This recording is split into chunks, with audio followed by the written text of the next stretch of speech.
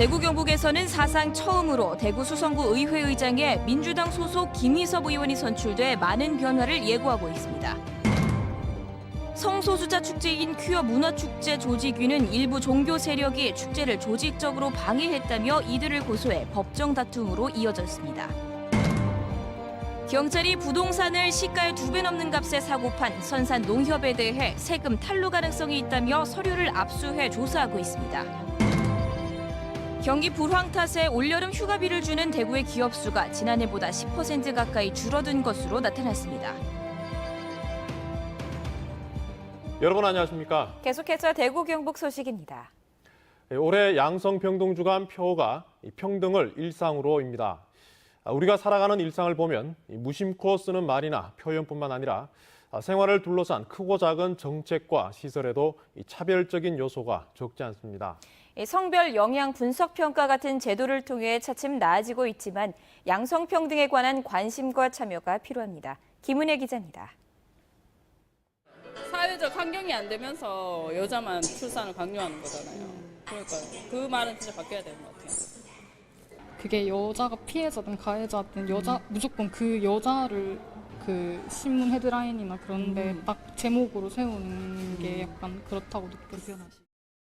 서울 여성가족재단이 600건이 넘는 시민 제안을 10건으로 추려 성평등 언어로 발표했는데 무심코 쓰는 말이나 표현에 성차별, 성역할 고정관념이 적지 않게 들어있다는 걸 알 수 있습니다.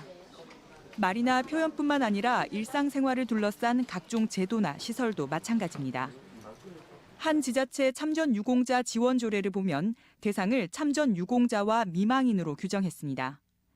다른 지자체 출생 서비스 통합처리 신청서는 가족을 적는 칸에 자만 적혀 있습니다. 이런 조례와 서식은 지난 2012년 도입된 성별 영향 분석 평가 이후 미망인은 남편이 죽었는데도 아직 살아있는 죄인이라는 가부장적인 표현임을 고려해서 배우자로 바꿨고 가족을 적는 칸은 자에서 자녀로 바뀌었습니다. 사업을 집행하고 또 계획하거나 평가하는 과정 전 과정에 있어서 혹시 여성이 차별받지 않는지 또는 남성이 차별받지 않는지를 이제 사전에 미리 평가하는 제도입니다.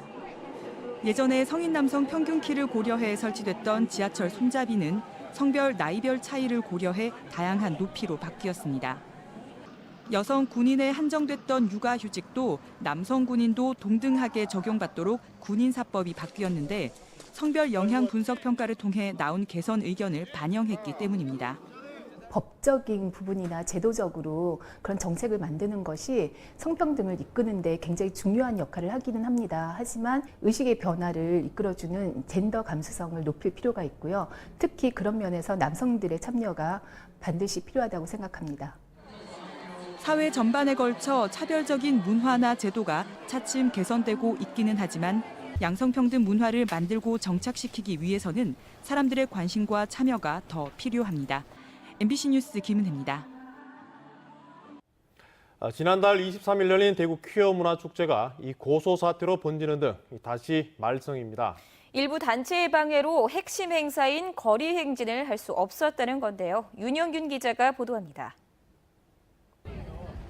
지난 23일 동성로 1원에서 열린 퀴어 문화축제 현장입니다.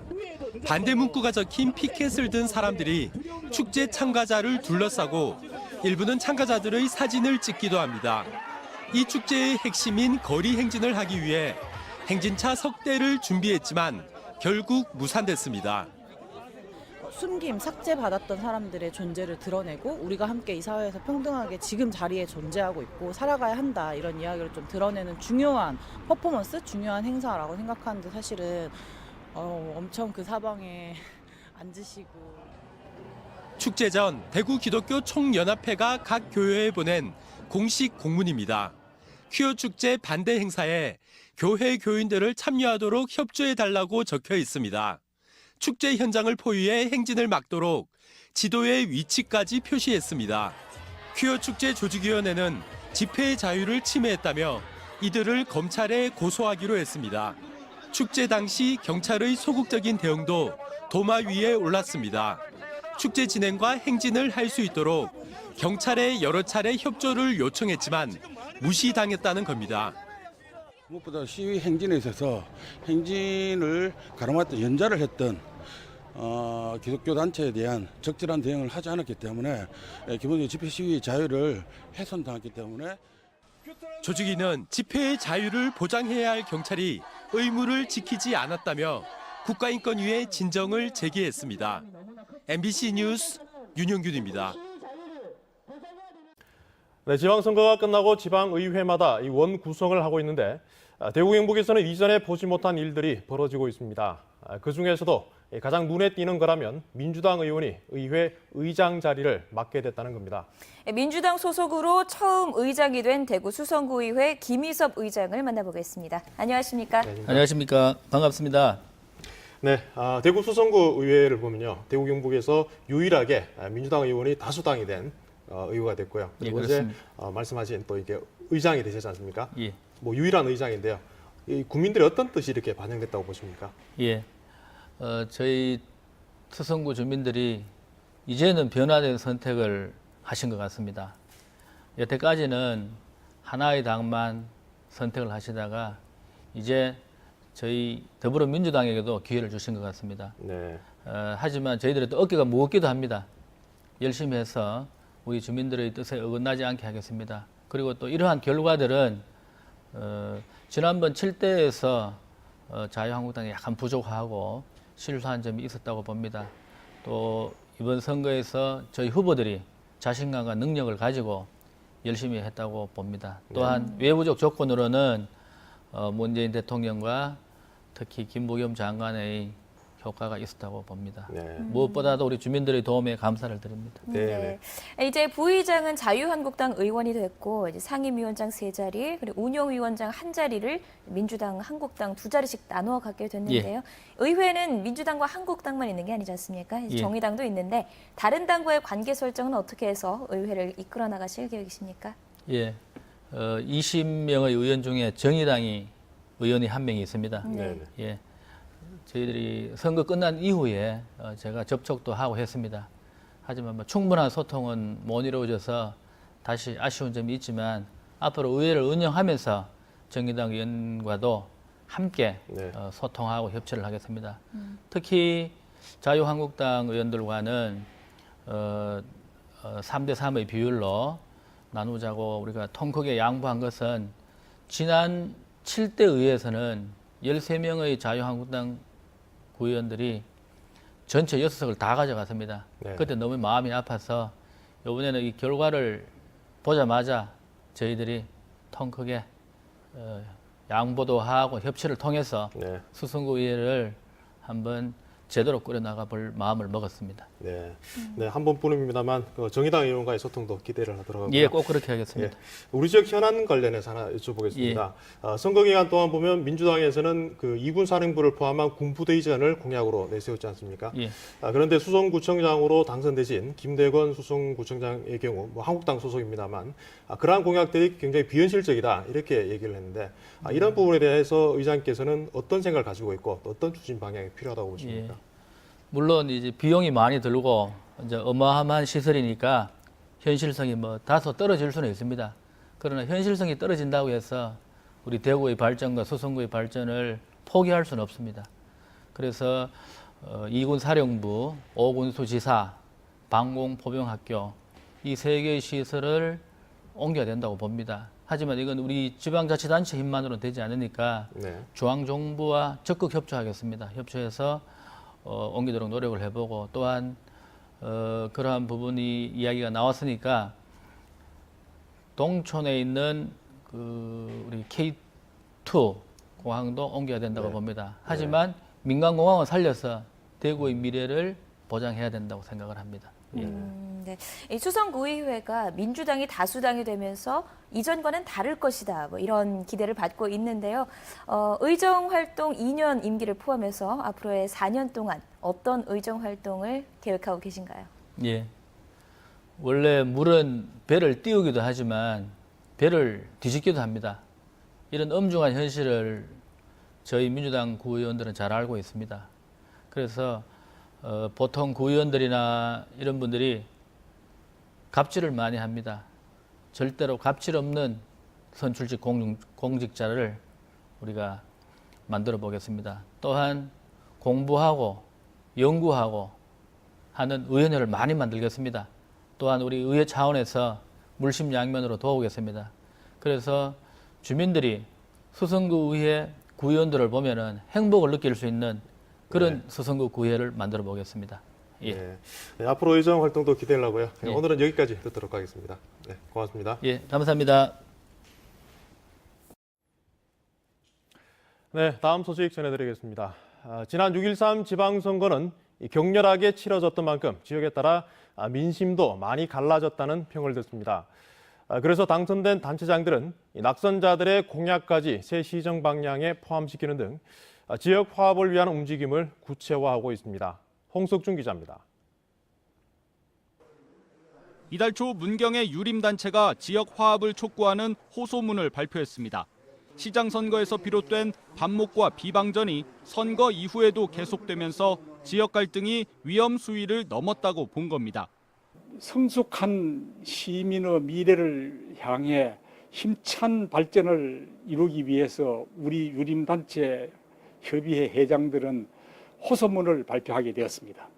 당선자 측이 직접 나서서 지방선거 후유증을 해소하려는 노력도 이어지고 있습니다. 영주시는 다음 주 민선 7기 비전 토론회에서 시장선거 낙선자들의 공약까지 정책 검토 대상에 대거 포함시키기로 했습니다. 낙선자들의 공약을 아울러서 지역 발전을 도모하는 게 앞으로 여러 지역에서 강구되고 제도화돼야 될 생각. 6명의 시장 후보가 접전을 펼친 상주에서도 지역 단체와 원로를 중심으로 화합을 주문하는 목소리가 높습니다.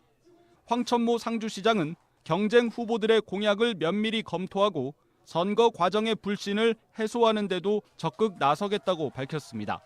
선거 자체가 굉장히 치열하다 보니까 후보들 간의 알력과 이런 어떤 불의 밤이 있었는데 이걸 제가 다 녹여내겠습니다. 특히 김종태 후보님께 제가 사죄의 말씀을 드립니다. 앞서 무소속으로 당선된 권영세 안동시장도 정파와 관계없이 갈라진 민심 수습을 다짐했습니다.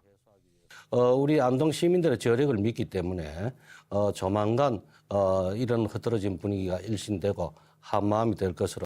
자유한국당의 구심점 약화로 전례 없는 격전이 펼쳐진 지방선거가 만만찮은 후유증을 낳고 있습니다. 후보 간 앙금이 시민사회 전체의 반목으로 이어지지 않도록 당선자 측에 보다 적극적인 노력이 필요하다는 지적입니다.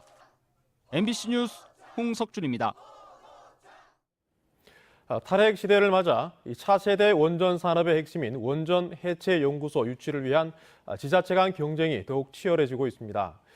경북은 경주에 원전 해체 연구소가 포함된 원자력 안전 연구단지를 조성하는 이른바 원전 산업 패키지 유치 전략을 내세워 부산, 울산과 경쟁하고 있습니다. 이규설 기자입니다.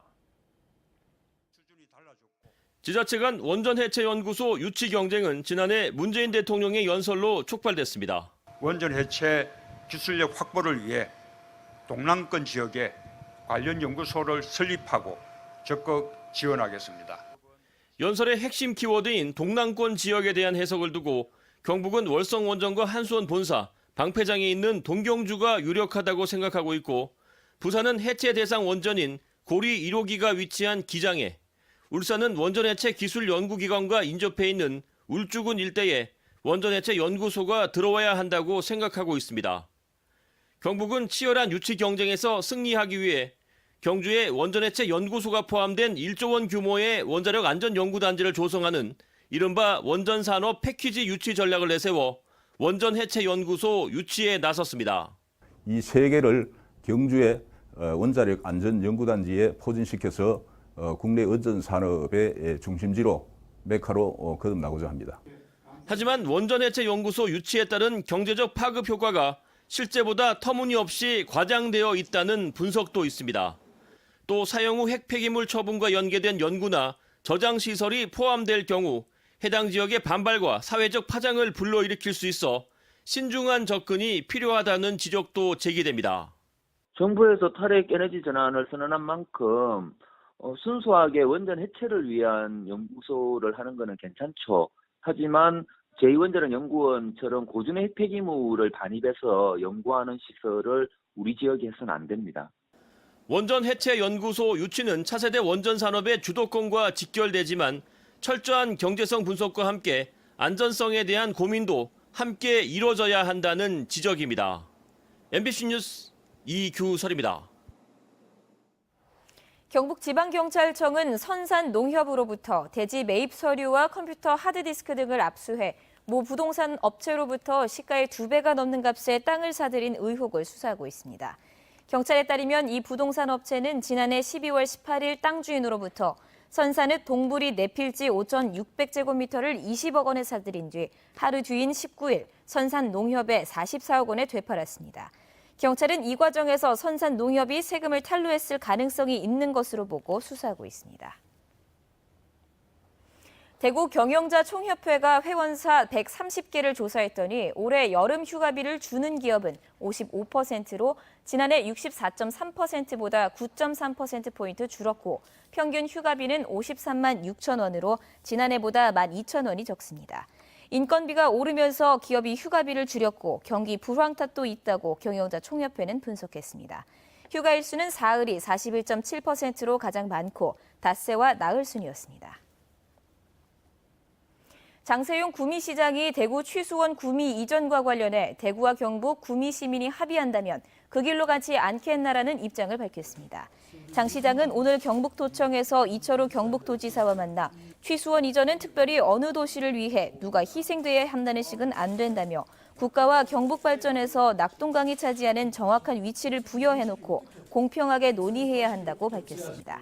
이에 대해 이 도지사는 취수원을 옮기려면 구미 시민 동의가 필수적이라며 구미시와 먼저 상의한 뒤 대구시와 논의하겠다고 밝혔습니다. 이철우 경북도지사는 오늘 출자 출연기관의 발전 방안 모색을 위한 토론회를 열고 경상북도 산하기관 운영과 기관장 임명 등에 관한 방향을 제시했습니다. 지금까지 대구 경북 소식 전해드렸습니다. 시청해주신 여러분 고맙습니다.